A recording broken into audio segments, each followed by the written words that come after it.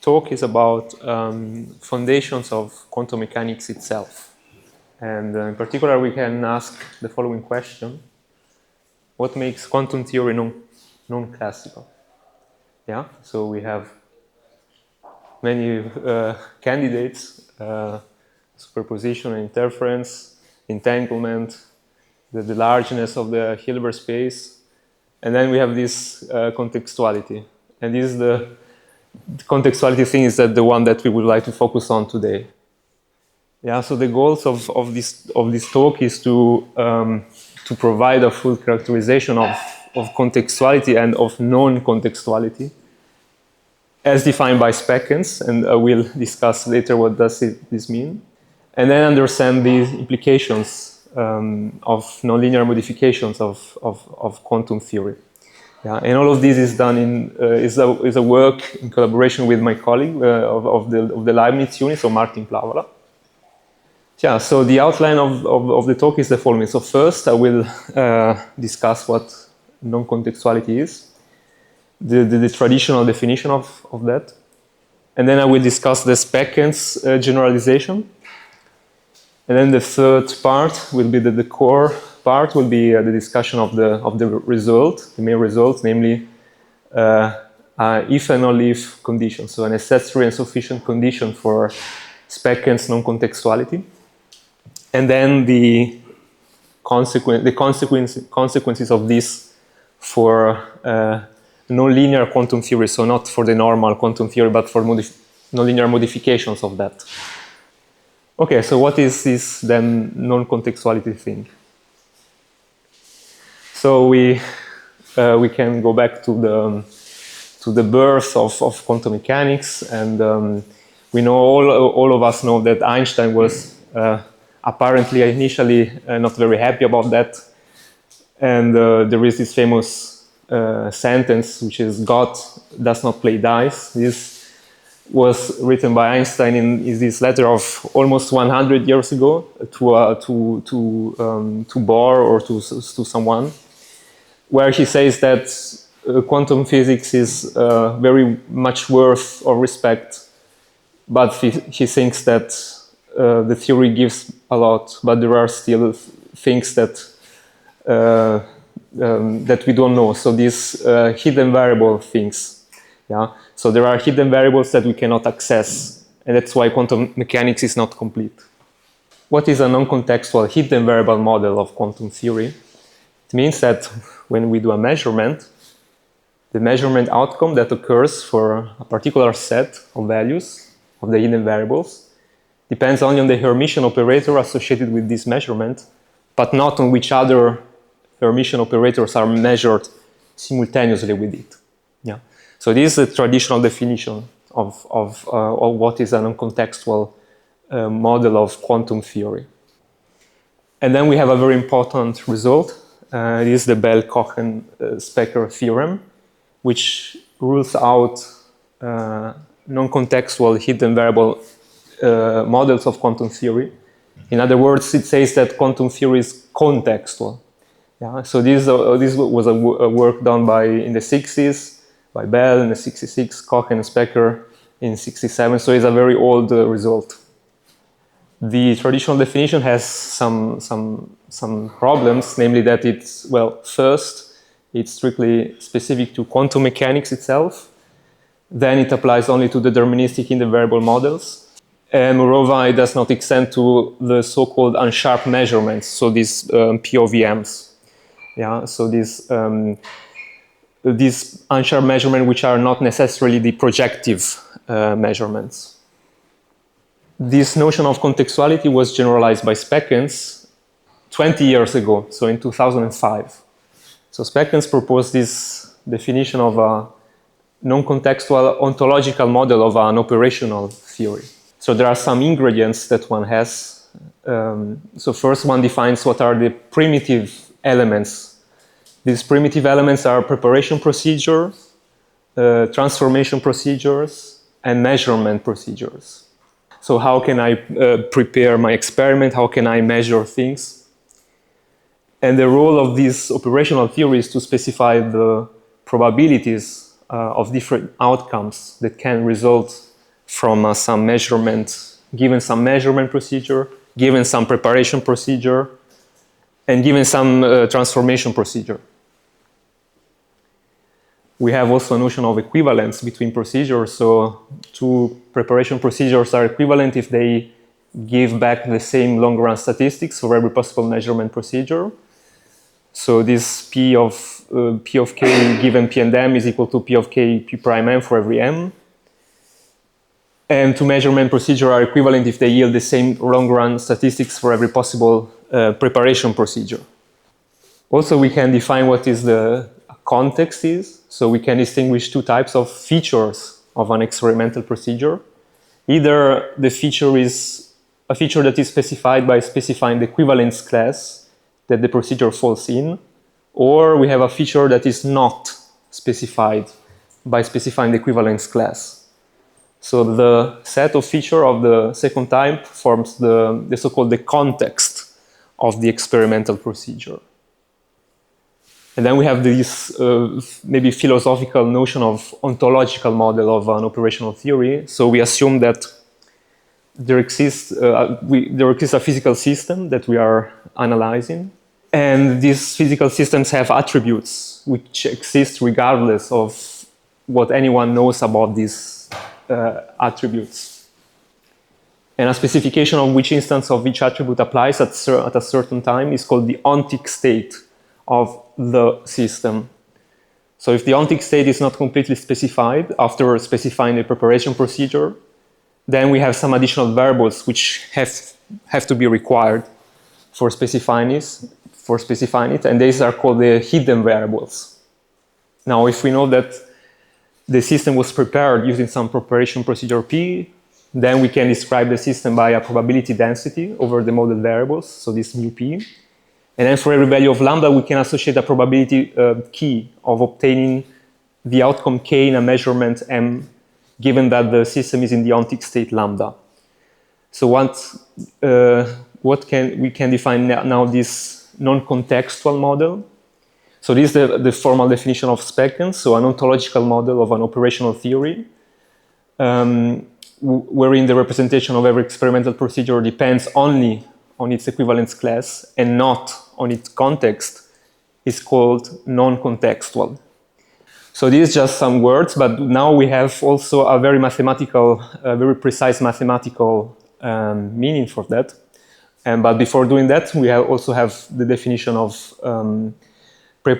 procedure independent. So the ontological model can be preparation non-contextual if the representation of every preparation procedure is independent of the context, and also measurement non-contextual if the representation of every measurement procedure is independent of the context.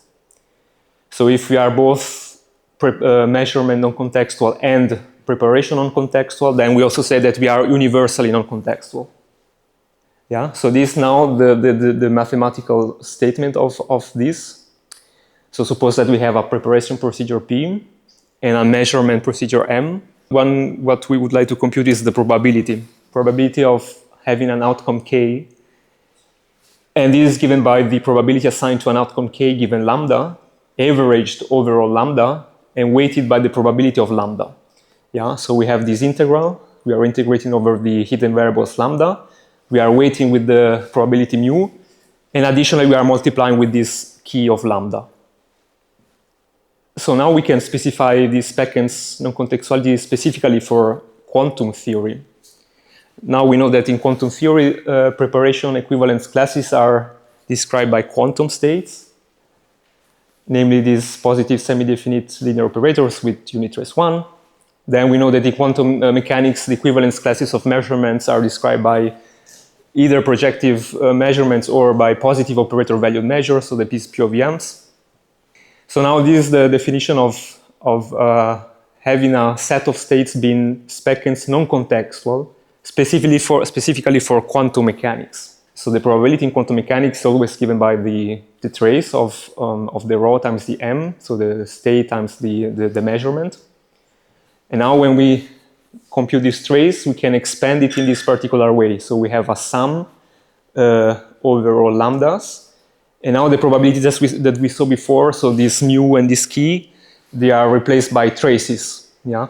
So we have this trace of rho I, g lambda, trace of sigma lambda mk, where these sigma lambda are some quantum states, and these g lambda, they are POVMs, but actually not necessarily POVMs. They can also be pseudo POVMs.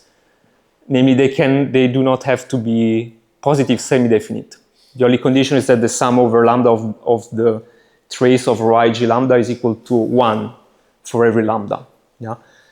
So whenever we have a set of quantum states which satisfy, for which we can satisfy this definition, then we say that this set of quantum states is Spekkens non-contextual.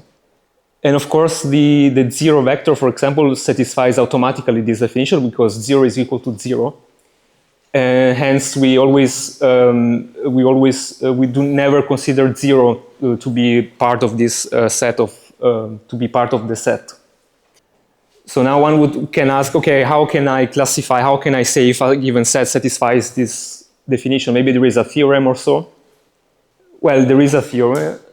If the states are linearly independent, in the mathematical sense, so in the linear independence definition, then they are also Spekkens non-contextual. And the proof is trivial because if they are linearly independent, then we know that there exists a so-called dual basis, Fij, Fj, such that the trace of rho I Fj is equal to the Dirac, the delta Ij. And therefore, it follows that the definition is automatically satisfied. But this is only one side of the implication. So what about the other side? So here we know that if they are linearly independent, then they are also Spekkens non-contextual. But what about saying they are Spekkens non-contextual and hence they are linearly independent? Well, in general, the converse is sadly not true. One can think about these examples. So you can take the 0, 0, 1, 1. These are independent states which satisfy the definition. But now you can think of adding this omega, this linear combination of 0, 0, and 1, 1. And this makes this new set a set of linearly dependent states. But you can check that omega still satisfies this definition. So in general, the converse is not true. So the goal of this work was to understand when the converse is true. So when can we say that a set of states is Spekkens non-contextual if and only if the definition is satisfied. So linear independence of states becomes a necessary and sufficient condition if the states are pure. Yeah, so here is the formal statement of this theorem. So we have a whatever Hilbert space H. We have D of H, which is the space of states in H. We have some set rho I, which are pure states. And now the set is Spekkens non-contextual if and only if the states are linearly independent. Yeah. So in order to have this if and only if, it is important that the set is a set of pure states. So they have all of them have to be pure. The proof is a little bit involved, but we can summarize the main steps. The proof is by contradiction. So you first assume that the states are linearly dependent and non-contextual. So by definition, then there exist these states and this pseudo POVM G lambda such that the definition is satisfied. Then at the end, you get this equivalence of traces. So you know if two traces are equal for every measurement mk, then we can say that the states themselves are the same. So one can write this rho I in this way as this sum. The second step is to define this map. So I define this theta as a sum of lambda of trace of rho I g lambda times sigma lambda tensored with sigma lambda. And now if we take the partial trace over A or over B, then we see that this is always rho I. Yeah. And since rho I is pure by assumption, then we conclude that theta of rho I is rho I tensor rho I. This comes from the result from monogamy of entanglement result. And now we use the fact that the states are linearly dependent. So we know that there exists coefficients alpha I, not all zero, such that this is true. So I can rewrite one of them, the k, for example. I can act on it with the two different action definition of theta. And then I can compare both sides. And it's a little bit long, but if one does this, then one would see that at the end, rho k is equal to 0 for every k, which is a contradiction because we know that in our definition, we always said that we do not want the 0 state. So then what are the consequences of this? So in the normal quantum theory, we can have states which are linearly dependent, like for example this. So these are the states which are on the antipodes of the block sphere, so 0, 0, 1, 1, plus, plus, and minus, minus. They are linearly dependent, and we can define a linear map phi such that this is true. So this phi of rho is equal to rho. Yeah. In fact, if I take this linear combination, I see that this is true. But one can think that, okay, maybe one can have a phi which is not necessarily the phi of rho equals to rho, but maybe phi of rho equals to rho tensor rho. This would be a nonlinear one. Yeah. Why would I want to do this? Well, because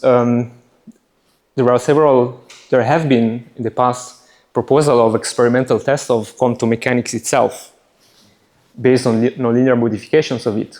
They have been proposed by very important people like Weinberg or Penrose itself.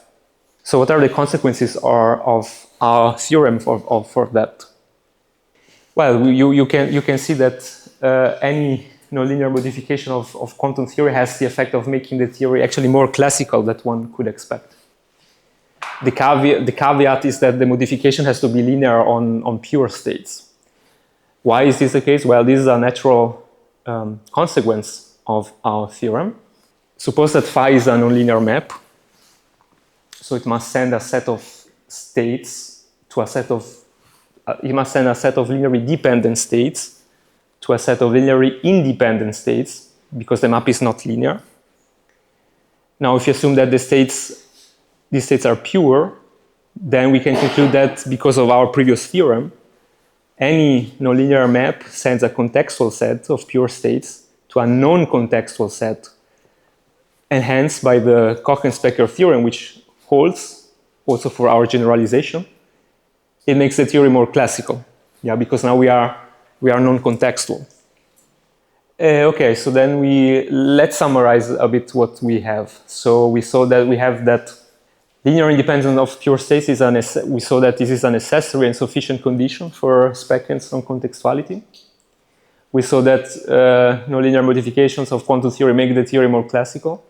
But this also means that whatever models of computation based on nonlinear quantum theories, they cannot achieve quantum advantage, of course, because it's just classical. So if you're classical, you cannot be more classical than classical. Yeah. And then also we have a very interesting part, so namely some consequences about the so-called theory of everything. Yeah. You can think of achieving a theory of everything by joining quantum mechanics and general relativity. Well, we know that general relativity is a classical theory because it's based on Einstein field theory equations, so it's based on the differential geometry on the one hand, and then on the other hand we have quantum theory. So a way to having both in harmony would be to quantize the general relativity part. This has been done, as you know, but this normal quantization a la Feynman, you know that is problematic because you know that there are divergences arising at two loops where there are divergences which cannot be absorbed by a finite number of counterterms. So a possible way out would be string theory or whatever other theory. The other possibility is that quantum mechanics actually is not linear. It's just that we have not been able to probe the nonlinearity itself. Maybe there are some very tiny nonlinear effects, but they are so small that no one has ever observed that. But that in that case, it means that this real quantum mechanics is just classical. So it would be that the word at the fundamental level is just classical, so no one would need the normal quantum mechanics. So having quantum mechanics is just some apparent illusion because we have not been able to probe these tiny nonlinear modifications. So this also gives us this very interesting philosophical question about the nature of the world and of the universe itself. And with that, I think I am done. So thank you very much.